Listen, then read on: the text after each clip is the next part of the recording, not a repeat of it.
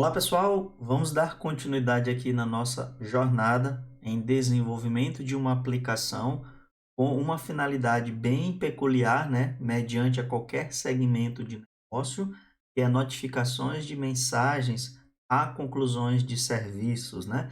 E aí nós já temos uma abordagem, uma trajetória no que se refere a noções de linguagem de programação com Java, noções de uso de banco de dados, conexão em uma aplicação ou qualquer linguagem a um banco de dados. Conhecemos alguns frameworks ou bibliotecas de persistência de dados, né, como o JDBC e o JPA, com ênfase ao ORM. E agora chegou o momento da gente potencializar a nossa aplicação ainda mais um pouquinho, né? E aí a gente não pode falar ou deixar de mencionar a linguagem Java com ênfase a frameworks com essa proposta.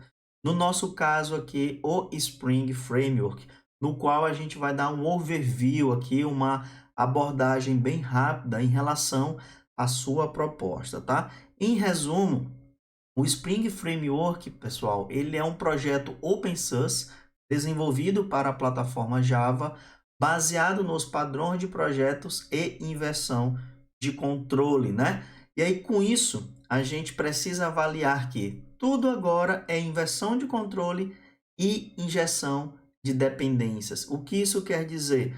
Que nós deixamos de ter responsabilidades na criação e gerenciamento de alguns objetos da nossa aplicação. O Spring Framework ele é baseado em módulos, pessoal, para que eles venham nos prover, mediante as nossas necessidades, recursos essenciais a características da nossa aplicação. Não quer dizer que o Spring Framework é uma biblioteca para desenvolvimento web, somente, né, para essa finalidade. O que a gente pode avaliar é que ele tem um conjunto de módulos que esse módulo nos atende a determinadas características da aplicação.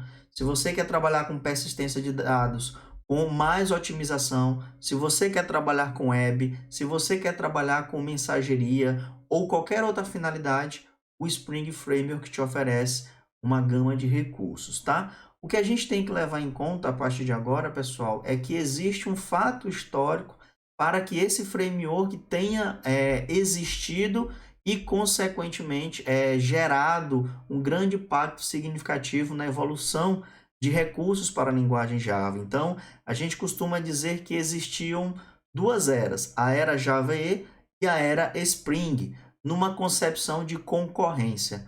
O que hoje a gente tem que avaliar é que essas duas tecnologias ainda existem, obviamente, e cada uma delas, cada dia, vem nos proporcionando melhorias significativas para prover os mesmos recursos que qualquer ambiente de desenvolvimento venha a oferecer, tá? Então é importante que a gente tenha essa visão histórica, mas hoje as duas abordagens elas são altamente produtivas, tá bom?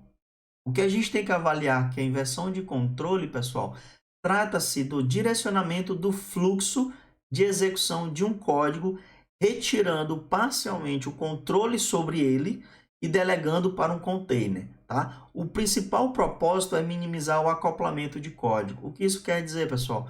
Muitas das vezes, quando nós queremos gerenciar os nossos objetos, talvez por uma falta de definição de arquitetura, a gente constitui um alto acoplamento, né? Uma alta dependência desses nossos objetos e suas referências.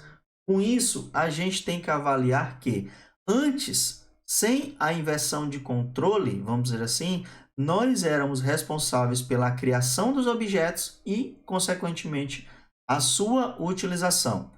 Tirando esse aspecto da ausência da inversão de controle, e com essa nova proposta, nós temos um container.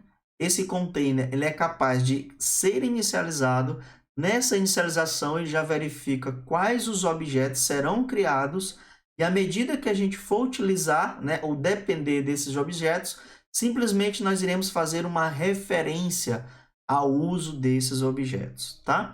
E falando de injeção de dependências, é o ato de podermos obter essas referências pelo nosso container. Então, a gente denomina essa inclusão de de recursos, vamos dizer assim, chamando de injeção de dependências. Então, o que acontece? O nosso container contém os reais objetos, tá? E à medida que a gente for necessitando desses objetos através de referências de classes ou interfaces, a gente vai ter o objeto correspondente, tá? Em seguida, a gente tem que entender que existe uma denominação para esses objetos gerenciados pelo Spring, e a gente chama de beans, tá? Então, beans é todo objeto que é gerenciado pelo Spring, vamos dizer assim, e não por nós, desenvolvedores da aplicação. A gente só direciona esses objetos para que sejam gerenciados pelo Spring.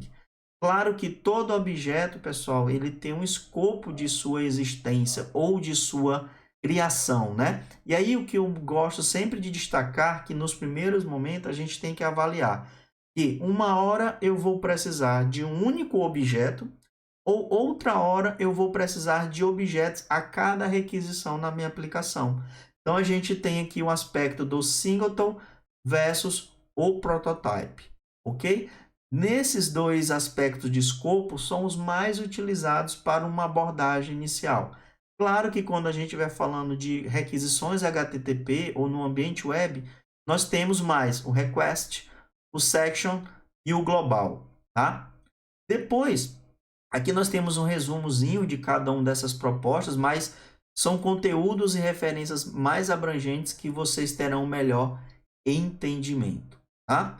Diante disso, a gente tem que avaliar que tudo que acontece no aspecto de dependência, né, ou de referência, é denominado de auto-warranty. O que é o auto-warranty? É uma anotação ou uma indicação onde deverá ocorrer uma injeção automática de dependência.